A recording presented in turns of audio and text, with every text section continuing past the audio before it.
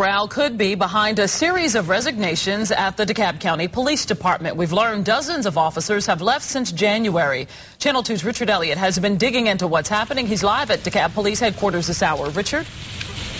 Jovita, Chief William O'Brien told me he hates to see it when any veteran officer leaves the department to take a job somewhere else. He'd like to keep them all. But another officer told me that unless morale improves around here, that's going to be tough. If we lose any officers, we're going backwards.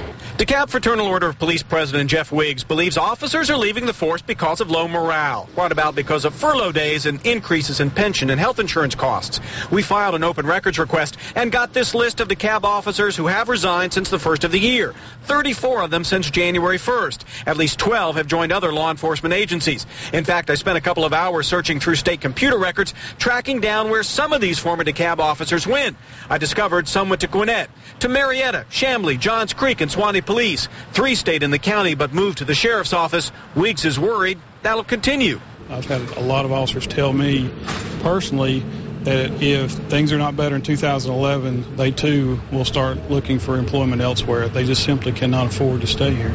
You never like to see experienced officers leave. DeKalb's Police Chief William O'Brien acknowledged to me furloughs and increased costs have hurt morale in his department, but he also points out the number of officers who have left is pretty much in line with resignations in years past. In fact, he points out DeKalb has actually hired 80 new officers since the first of the year.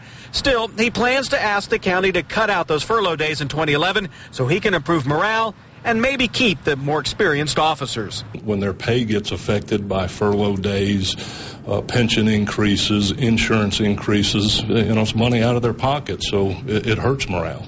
And Chief O'Brien told me another 50 recruits are heading to the police academy in about 2 weeks, and he's going to do what he can to see that they stay a while. We're live in DeKalb County. Richard Elliott, Channel 2 Action News.